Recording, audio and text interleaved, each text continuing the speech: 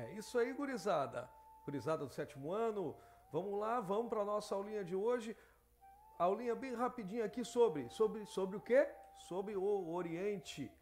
Que lugar do Oriente nós vamos falar hoje? Nós vamos falar sobre a China, a Índia e o Japão. Vamos lá, pessoal. Resumo do resumo aí para vocês.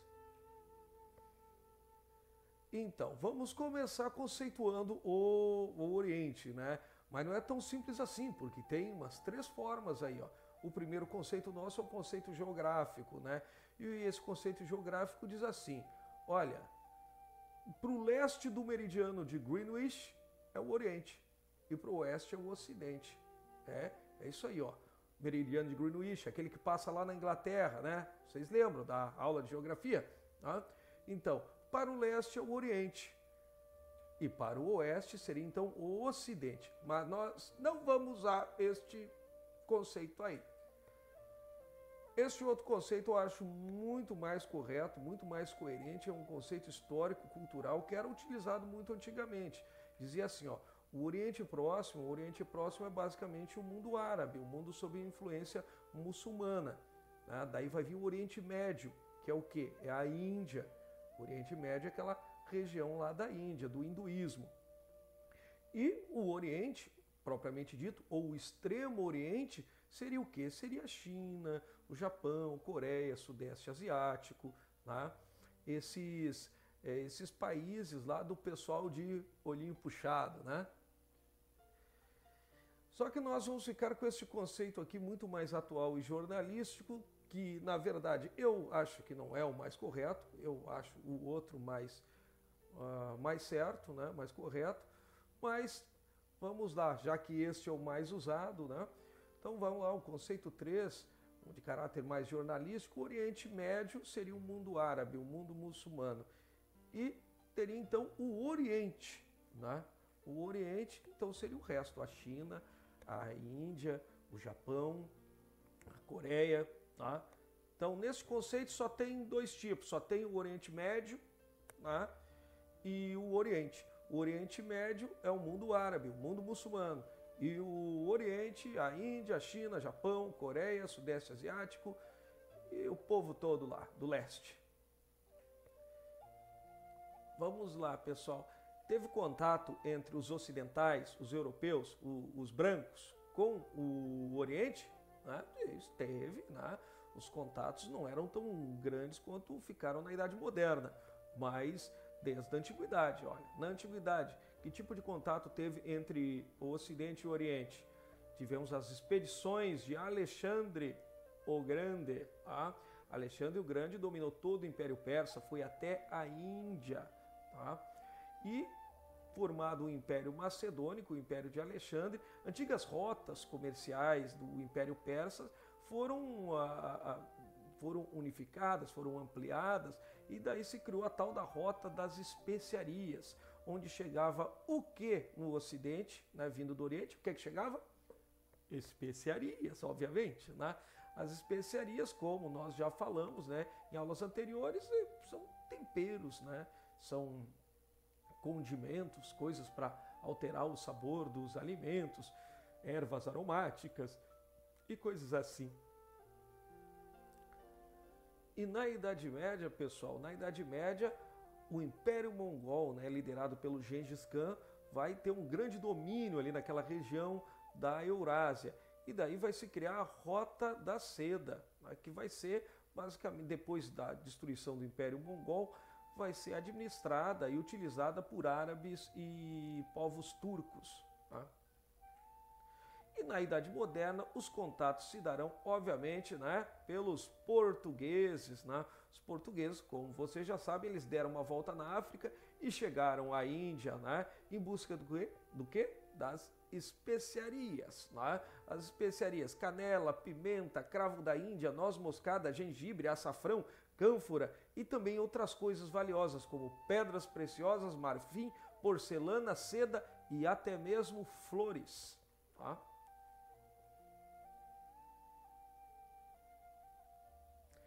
E agora, pessoal, vamos começar a falar um pouquinho da Índia, né? O que é que vamos dizer primeiramente sobre a Índia? Que a Índia é uma sociedade muito antiga, né? A civilização indiana está entre as primeiras civilizações da humanidade. Né? Sabemos, através das modernas escavações arqueológicas, né, que inicialmente na região do Vale do Indo existia a civilização dravídica morando por ali, mais ou menos 2.500 anos antes de Cristo. E depois, lá por 1.500 anos antes de Cristo, começa a chegar quem? Os arianos ou os árias, né? Que vão dar origem à moderna população da Índia.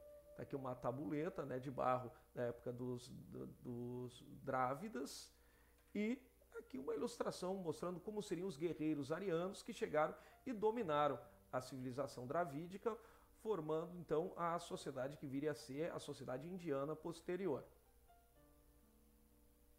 E que tipo de religião os indianos praticavam? Praticavam não, praticam até hoje, né? Que é o hinduísmo, né? Uma espécie de religião politeísta e que acredita na reencarnação. Os principais deuses desse panteão aí do hinduísmo seria Brahma, Vishnu e Shiva.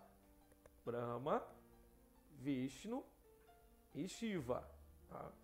Mas a Índia também foi berço de uma outra grande religião também, que seria o quê? O budismo, que surge lá no século V a.C. E lá na Idade Média, né, lá mais ou menos no século XI, chegam quem? Chegam os muçulmanos, que vão islamizar lá uma região norte da Índia. E uma característica importante da sociedade indiana é o quê? É que é uma sociedade de castas, né? Quer dizer o quê? As pessoas não são iguais, existem categorias de pessoas diferentes, né? E é meio difícil escapar de uma categoria para a outra. O sistema de castas ele foi abolido lá na década de 40, tá? Oficialmente, mas a tradição é tão forte na Índia que ainda continua a existir essa divisão entre as pessoas, né? Ainda tem essa remanescência. Então, a primeira classe é mais importante dos brahmanes, que são os sacerdotes. Depois teria os kshatriyas, que são os guerreiros, os vaixás, que são os artesãos, né? O comerciante, os homens livres, né? O pessoal do povo. E teremos, então, os Sudras, que são a classe mais baixa, são os escravos, né?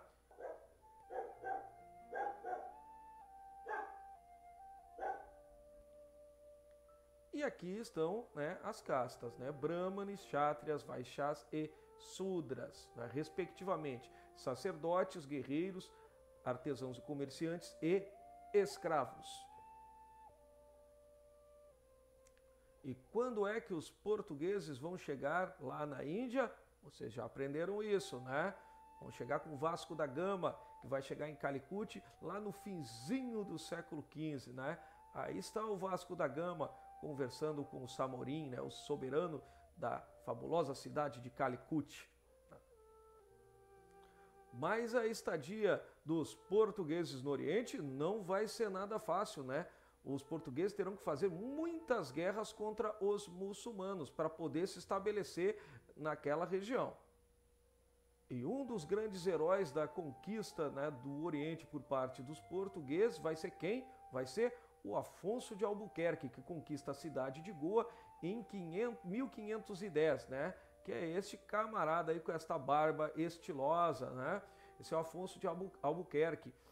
Ele fazia a proeza de conseguir tomar cidades extremamente fortificadas, cidades que ele não tinha homens para conseguir tomar. Então, como é que ele fazia? Ele tomava cidades menores, né? Ele tomava cidades menores e fazia o quê?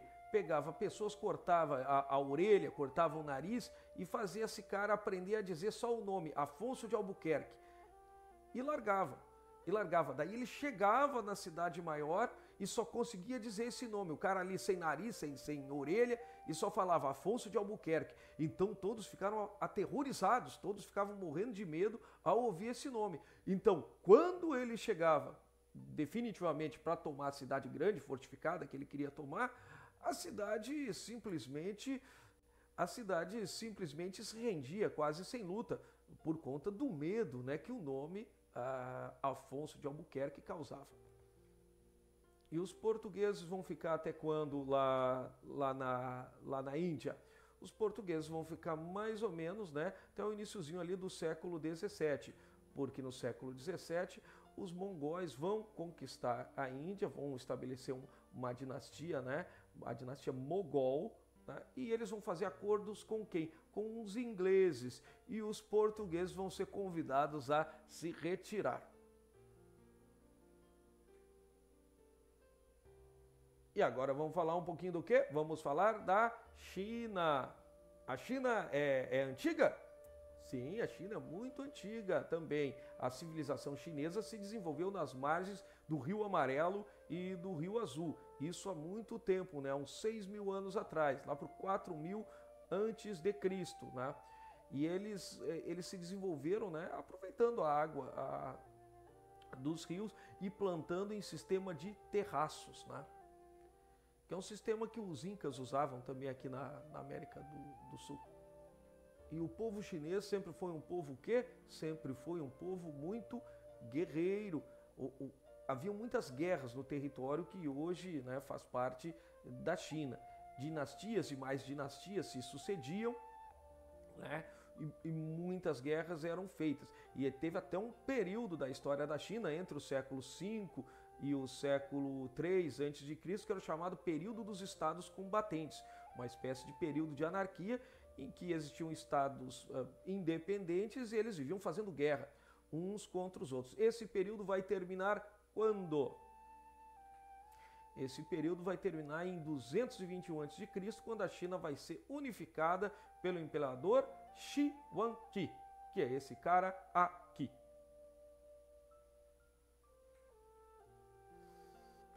E na Idade Média, a China vai ser dominada por quem? Pelos mongóis, que vão dominar a China no século XII. Os mongóis liderados por quem? Por este camarada aqui, o Gengis Khan. E como nós já dissemos, durante o Império Mongol vai se fortalecer a Rota da Seda, muito importante para trazer seda e porcelana também, né? Seda e porcelana, coisas caríssimas da China, trazer isso para o Ocidente. E essa Rota da Seda era só por terra? Era só por terra? Não, olha aí, era por terra e também era por mar, tá? E o que mais? O que mais que vinha por essa rota, além da seda e da porcelana? Vinham as especiarias? Sim, vinham as especiarias também. Mas também vieram coisas como a pólvora, o papel, o compasso náutico, a bússola. Invenções estas que ajudaram depois a Europa a entrar na modernidade. E uma das dinastias mais famosas da China foi qual? Foi a dinastia Ming, né? Durante o período da dinastia Ming, os chineses eles construíram grandes barcos e navegaram por todo o Oceano Índico.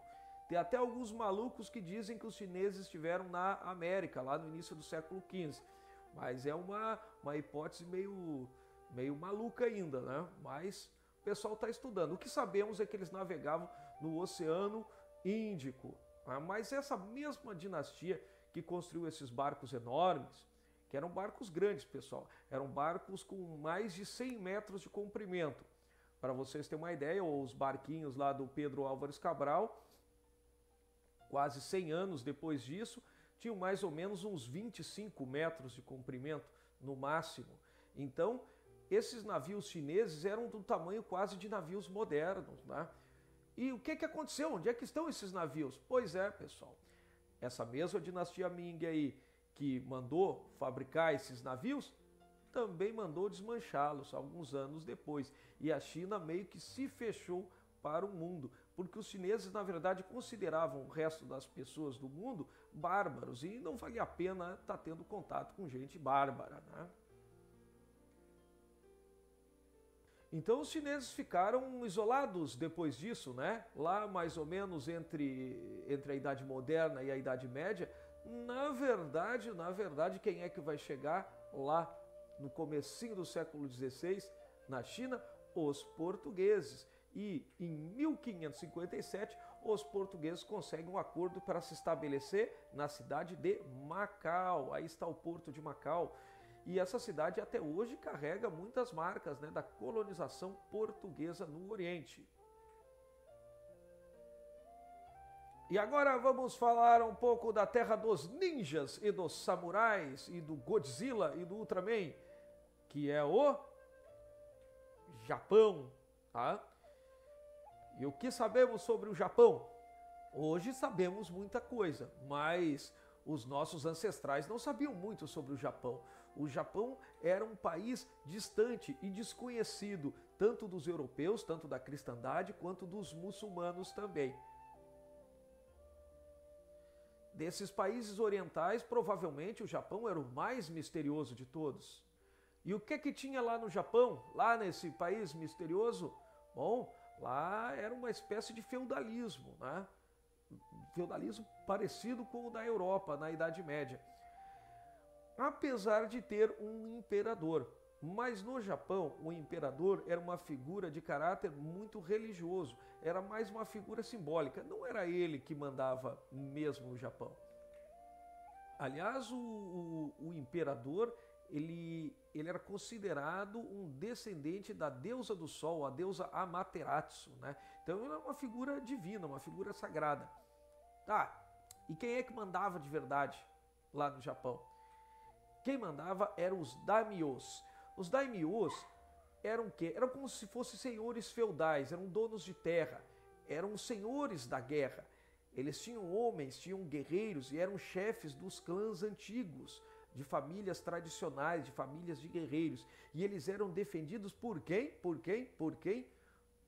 Por exércitos feitos de samurais. Samurais quer dizer serventes, né? Servos. Seriam os guarda-costas, os capangas desses daimyos, que eram as pessoas que realmente mandavam no Japão. Mas o Japão era isolado do mundo inteiro? Não, do mundo inteiro não. Por exemplo, o Japão tinha contato com a China e com a Coreia, que é lá pertinho, né? E desse contato, o que os japoneses aprenderam? Primeiramente, eles tomaram a sua escrita. A escrita japonesa é totalmente baseada na escrita chinesa, né? Os seus ideogramas são de origem chinesa e entraram no Japão via Península Coreana.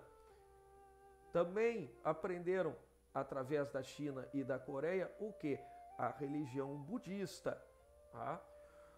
Bom, no Japão existe uma espécie de religião do imperador, uma religião oficial, que é o shintoísmo, um tipo de culto aos ancestrais. Mas o budismo é muito forte lá também. O budismo chegou lá pelo século V, né, da nossa era. E outra coisa muito importante que os japoneses aprenderam, né, que hoje em dia é quase uma marca registrada do Japão, é o quê? O hábito de comer arroz, tá? Que veio também da China e da Coreia. Olha o arrozinho aí. E quando é que os portugueses vão chegar no Japão? Os portugueses vão chegar no Japão em 1543. E junto com os portugueses, quem é que vai chegar no Japão também? Quem é que vai chegar? Os jesuítas. Os jesuítas foram com os portugueses para o Japão e lá iniciaram um grande trabalho de catequização do povo japonês. Tá? E, seguinte, os jesuítas, eles ensinaram os japoneses a ler e escrever na própria língua japonesa. Os japoneses tinham escrita, mas pouquíssimas pessoas, né, pouquíssimos japoneses, homens simples, pessoas do povo, sabiam ler e escrever. E os jesuítas aprenderam a língua japonesa e ensinavam o japonês para o japonês. Né? E os portugueses levaram o que mais para o Japão? Olha, quando os portugueses chegaram no Japão, claro que os portugueses se impressionaram com a cultura japonesa, mas muito mais impressionados ficaram os japoneses com os portugueses, principalmente encantados com algumas coisas que os portugueses traziam, né? Como, por exemplo, armas de fogo. Tá?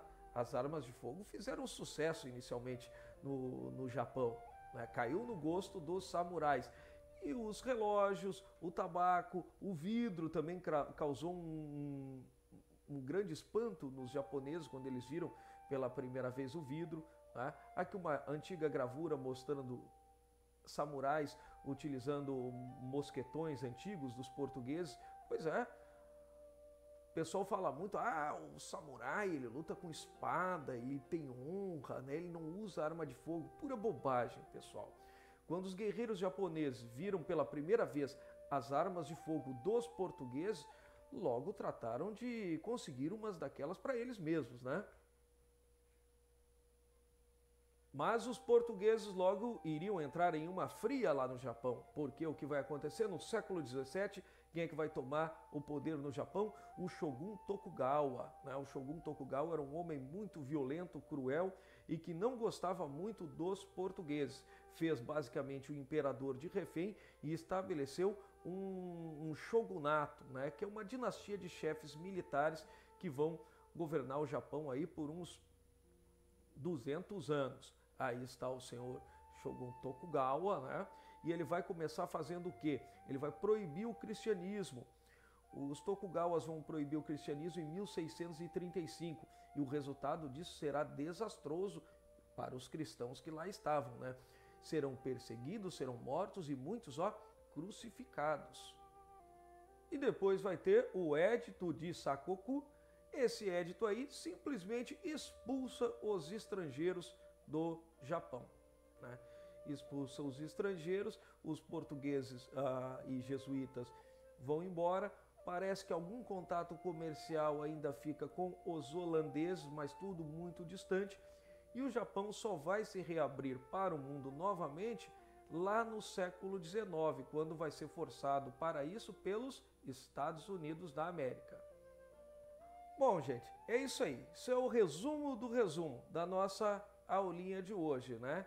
Falamos um pouquinho sobre o Oriente, né? Claro que se vocês quiserem aprender realmente alguma coisa, né? Tem que largar essa vida de ficar vendo videozinho, né, no YouTube, né, pessoal? Sabe como é que vocês vão aprender? Pegando o livro e lendo. Vocês têm que ler livros, né? Os vídeos até podem ajudar um pouco, mas o verdadeiro conhecimento está nos livros. É isso aí e até a próxima, gurizada.